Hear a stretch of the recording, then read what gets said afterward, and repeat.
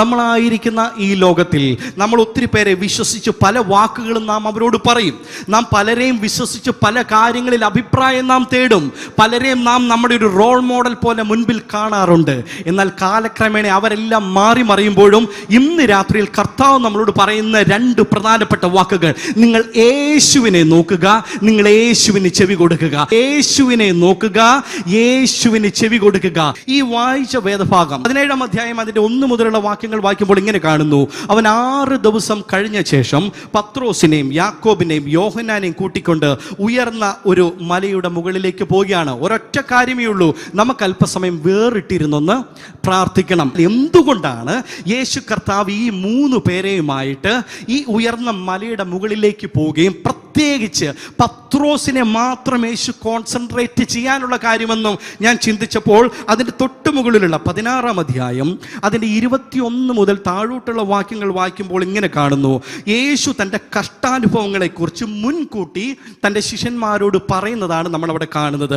യേശു ഇങ്ങനെയാണ് പറയുന്നത്: മഹാപുരോഹിതന്മാര്, ശാസ്ത്രിമാര്, പരീശന്മാര് ഇവരെല്ലാം നിമിത്തം ഞാൻ പല ഉപദ്രവങ്ങൾ ഏൽക്കേണ്ടി വരും.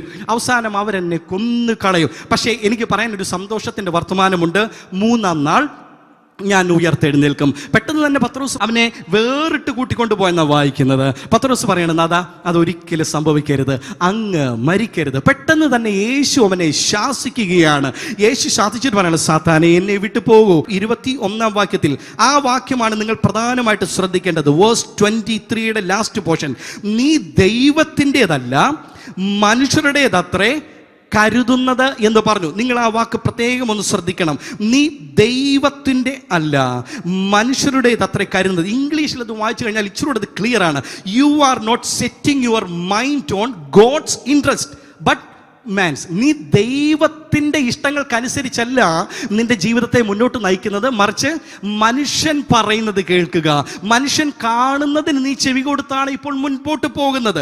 അതേ അധ്യായത്തിൽ തന്നെ അതിൻ്റെ 13 മുതലുള്ള വാക്യങ്ങൾ വായിച്ചു കഴിയുമ്പോൾ ഇങ്ങനെ കാണുന്നു: യേശു കൈസരിയുടെ പ്രദേശത്തെത്തിയപ്പോൾ യേശു പെട്ടെന്ന് ചോദിക്കുന്നൊരു ചോദ്യം പ്രകാരമാണ്: മനുഷ്യനെ കുറിച്ച് ആരെന്ന് പറയുന്നു എന്ന് ചോദിക്കുന്നു. പെട്ടെന്ന് തന്നെ ശിഷ്യന്മാർ കുറച്ച് പേര് പറയുന്നു. ചിലർ പറയുന്നു അങ്ങ് യോഹന്നാൻ സ്നാപകനാണ്, ഏലിയാവാണെന്ന് അഭിപ്രായമുണ്ട്. ഒരു വാക്കോടെ പെർട്ടിക്കുലറായിട്ട് കാണുന്നു: ബട്ട് സ്റ്റിൽ അതേഴ്സ് എന്ന് പറഞ്ഞു കഴിഞ്ഞാൽ ചിലർ പറയുന്നു അങ്ങ് മോശയാണെന്നും പറയുന്നുണ്ട്. ഇവിടെ അങ്ങനെ രേഖപ്പെടുത്തിയിട്ടില്ല. ചില കമന്ററീസിൽ വായിച്ചാൽ നമുക്ക് അങ്ങനെ കാണാം. എന്ന് പറഞ്ഞു കഴിഞ്ഞാൽ അങ്ങ് മോശയാണെന്ന് അഭിപ്രായമുണ്ട്, അങ്ങ് ഏലിയാവാണെന്ന് അഭിപ്രായമുണ്ട്. അങ്ങനെ പല അഭിപ്രായങ്ങളുടെ കൂട്ടത്തിൽ യേശു കർത്താവ് പെട്ടെന്നൊരു ചോദ്യം ചോദിക്കുകയാണ്: നിങ്ങൾ എന്നെക്കുറിച്ച് ആരെന്ന് പറയുന്നു? പെട്ടെന്ന് തന്നെ പത്രോസ് പറയുന്നൊരു വാക്കുണ്ട്: അങ്ങ് ജീവനുള്ള ദൈവത്തിൻ്റെ പുത്രനായ ക്രിസ്തു. യേശു പെട്ടെന്ന് പറയാണ്: ബറിയോന ശിമോനെ, ഇത് ജഡരക്തങ്ങളല്ല നിനക്കിത് വെളിപ്പെടുത്തി തന്നത്, മറിച്ച് സ്വർഗീയ പിതാവത്രേ നിനക്ക് ഇത് വെളിപ്പെടുത്തി തന്നത്. നോക്കിക്കേ, എൻ്റെ കൂടെയുള്ളത് ജീവനുള്ള ദൈവത്തിൻ്റെ പുത്രനായ ക്രിസ്തു എന്നുള്ള വെളിപ്പാട് വന്നതിന് ഒരല്പസമയം കഴിഞ്ഞപ്പോൾ അവൻ്റെ ഉള്ളിലെ വെളിപ്പാട് മാറി. കൂടെയുള്ള ക്രിസ്തുവിനെ അവൻ പറയുന്നത് അങ്ങ് മരിക്കരുത്. കാരണം യേശു അപ്പന് നന്നായിട്ട് അറിയാം, ഞാൻ മരിച്ചാലേ ഈ പറഞ്ഞ കാര്യങ്ങളെല്ലാം നിറവേറത്തുള്ളൂ. അപ്പോഴും മനസ്സിൽ മറ്റു പല ചിന്തകളും ഈ പത്രോസിന്റെ ഉള്ളിൽ കയറിപ്പോഴാണ് പറഞ്ഞത്: നിന്റെ ഹൃദയത്തെ ഇപ്പോൾ നിയന്ത്രിക്കുന്ന ആരാ? മനുഷ്യനാ നിയന്ത്രിക്കുന്നത്. ഇന്ന് രാത്രിയിൽ പറയട്ടെ ദൈവമക്കളെ, നമ്മുടെ ഉള്ളിൽ കർത്താവുമായിട്ട് നാം കൂടെ വസിക്കുന്നുവെന്ന് അഭിമാനിക്കുമ്പോഴും ഈ രാത്രി കർത്താവ് നമ്മളോട് സ്പഷ്ടമായിട്ട് ചോദിക്കുകയാണ്: നിങ്ങളുടെ മൈൻഡ് ആരില്ല നിങ്ങൾ സെറ്റ് ചെയ്ത് വെച്ചിരിക്കുന്നത്? ഒരുപക്ഷെ രോഗം കാണും, പ്രയാസങ്ങൾ കാണും, നിന്ദകൾ കാണും, ഭയങ്ങൾ കാണും. പക്ഷെ ഇതിൻ്റെ എല്ലാ നടുവിലും നമ്മളോട് കൂടെ ഒരുവനുണ്ട്.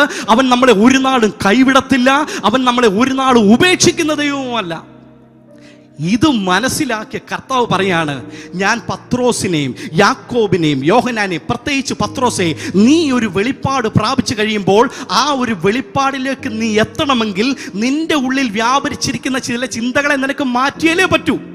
ഈ ചിന്ത മനസ്സിലാക്കിക്കൊണ്ട് കർത്താവ് 12 ശിഷ്യന്മാരിൽ 3 പേരെ പ്രത്യേകമായിട്ട് വിളിക്കുന്നു. എനിക്കൊരു ചോദ്യമുണ്ടായിരുന്നു: എന്തുകൊണ്ടാ 12 പേരിൽ 3 പേരെ മാത്രം എടുത്തത്? കർത്താവിനോട് പറഞ്ഞൊരു കാര്യമുണ്ട്: എല്ലാ അനുഭവങ്ങളും എല്ലാവർക്കും ഉള്ളതല്ല.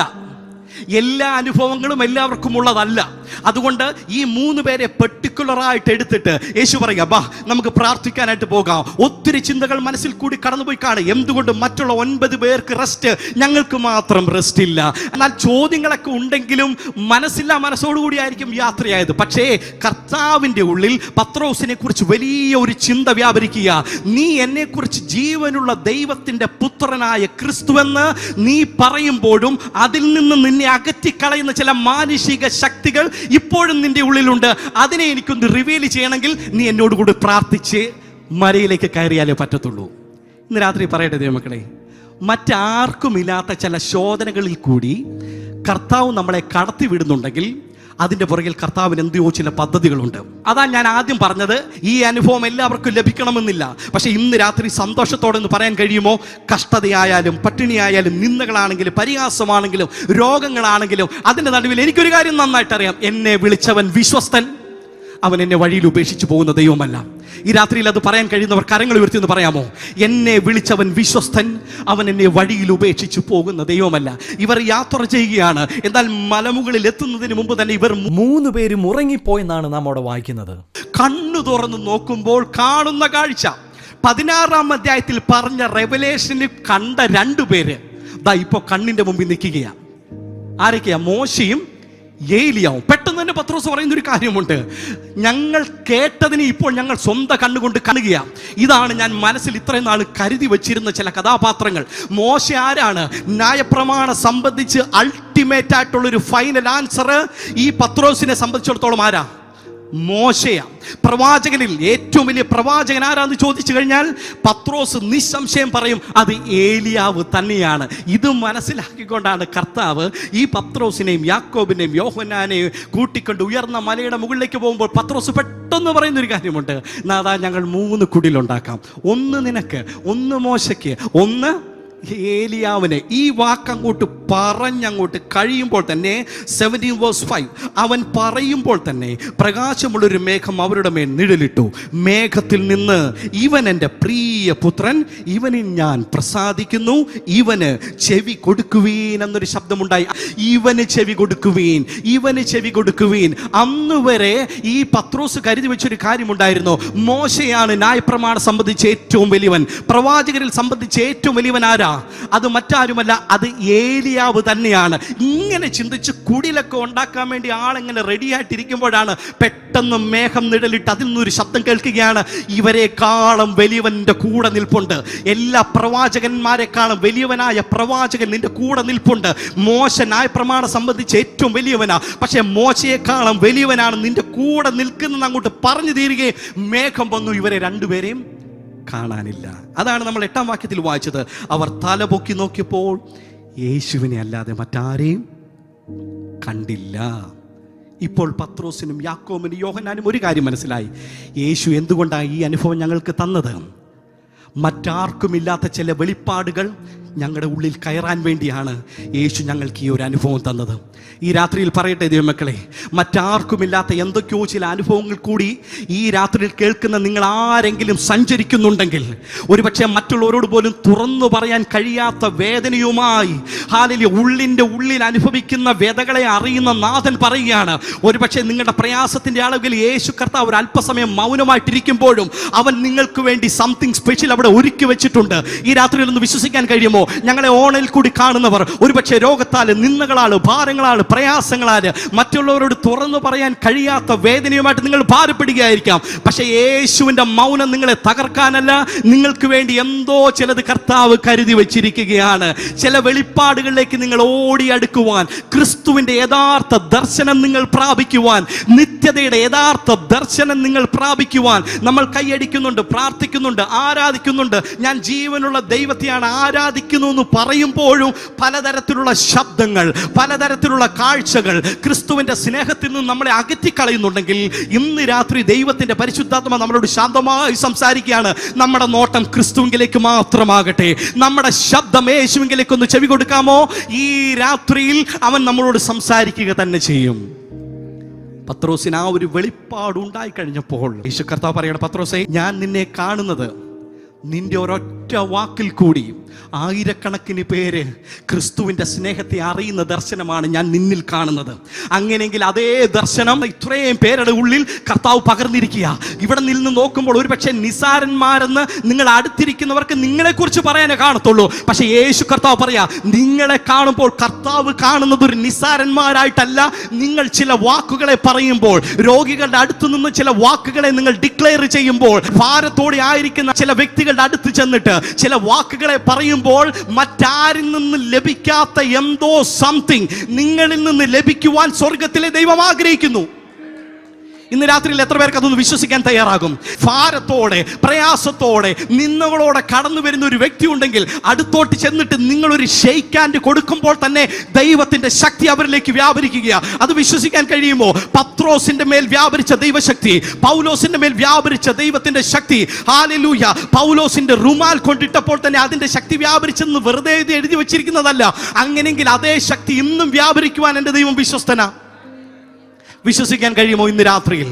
ഹല്ലേലൂയ. ഒന്നും ബ്ലൈൻഡ് ആയിട്ടൊന്ന് വിശ്വസിക്കാൻ കഴിയുമോ? കർത്താവ് നമ്മളെ കുറിച്ച് കാണുന്നത് നിങ്ങളിൽ കൂടി ചില ദൈവപ്രവർത്തികൾ നടക്കണം. സാധാരണ ഒരു നോർമൽ ക്രിസ്ത്യൻ ലൈഫ് നയിക്കാനല്ല ദൈവം നമ്മളെ കുറിച്ച് ആഗ്രഹിക്കുന്നത്. നമ്മൾ ചില വാക്കുകളെ പറയുമ്പോൾ നമ്മുടെ ചില നോട്ടങ്ങളിൽ കൂടി ഹല്ലേലൂയ ദൈവത്തിന്റെ ശക്തി വ്യാപരിക്കണം.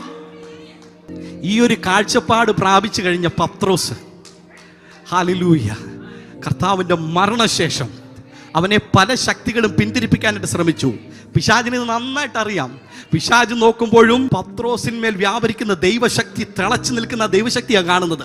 അതിനെ തകർത്തേലേ പറ്റത്തുള്ളൂ. അരുമനാഥനെ ഒറ്റിക്കൊടുത്തു. എല്ലാവരുടെ മുമ്പിൽ അരുമനാഥനെ എനിക്കിവനെ അറിയത്തില്ലെന്ന് ആണയിട്ട് പ്രാഗെന്നാണ് വായിക്കുന്നത്. പക്ഷെ സ്വർഗം അവനെ കൈവിട്ടില്ല. കാരണം സ്വർഗത്തിനൊരു ഉദ്ദേശമുണ്ടായിരുന്നു. ജീവനുള്ള ദൈവത്തിന്റെ പുത്രനായ ക്രിസ്തു എന്ന് നീ റെവലേഷൻ കണ്ടത് മറ്റാരുമല്ല. ഇത് വെളിപ്പെടുത്തി തന്നത് ഇത് സ്വർഗത്തിലെ പിതാവാണ് വെളിപ്പെടുത്തി തന്നതെങ്കിൽ നീ അതിലേക്ക് ഓടി അടുത്തെങ്കിലേ പറ്റത്തുള്ളൂ.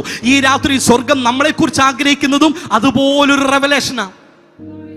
ഹല്ലേലൂയ.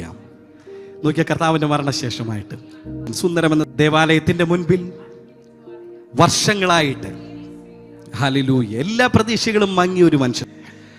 അവനെ ആ കരുതുവാൻ, ചേർത്ത് പിടിക്കാൻ ആരുമില്ല. പത്രോസ് യോഹന്നാൻ ചെന്നിട്ട് ഒറ്റ വാക്കേ പറയുന്നുള്ളൂ. അവിടാണ് നിങ്ങൾ ശ്രദ്ധിക്കേണ്ടത്. വാക്ക്. നേരത്തെ പല വാക്കുകളുടെ മുമ്പിൽ ആ ദൈവത്തിന്റെ തേജസ് അവൻ കെടുത്തിക്കളഞ്ഞു. പക്ഷെ അതേ പത്രോസിനെ ഇന്ന് നോക്കി, ഒരൊറ്റ വാക്ക്, നസറേനായ യേശുവിന്റെ നാമത്തിൽ നീ എഴുന്നേൽക്ക. ഒറ്റ വാക്ക്. ആദ്യം അതിനു മുമ്പ് ഒരു കാര്യം കൂടെ, അവനെ നോക്കി. എന്നിട്ട് ഒറ്റ വാക്ക്, നസറേനായ യേശുവിന്റെ നാമത്തിൽ നീ എഴുന്നേൽക്കുക. ഈ നോട്ടം, ഈ വാക്ക്, ഈ നോട്ടം, ഈ വാക്ക്, ഇത് രണ്ടും കൂടെ ദൈവശക്തിയായിട്ട് വ്യാപരിച്ചപ്പോൾ നാളുകളായി അമ്മയുടെ ഗർഭം മുതൽ മുടന്തനായ ഒരു മനുഷ്യൻ, ഹല്ലേലൂയ, ഒരൊറ്റ വാക്കിന്റെ പുറത്ത് ചാടി എഴുന്നേൽക്കുകയാണ്. അവൻ തുള്ളിയും ചാടിയും ദൈവത്തെ ആരാധിച്ചു എന്നാണ് വായിക്കുന്നത്. ഞാൻ എൻ്റെ വാക്കുകൾ ഇവിടെ നിർത്തുകയാണ്. ഈ രാത്രി നമുക്ക് ഒരുമിച്ച് കർത്താവിനെ ഒന്ന് സ്തുതിക്കാൻ സാധിക്കുമോ? ദൈവം ചിലത് നമ്മുടെ നടുവിൽ ചെയ്യാനായിട്ട് പോകുകയാണ്. വിശ്വസിക്കാൻ തയ്യാറാകുന്നവർ അല്പസമയം കരങ്ങളെ ഉയർത്തി കർത്താവിന് നന്ദി പറഞ്ഞേ.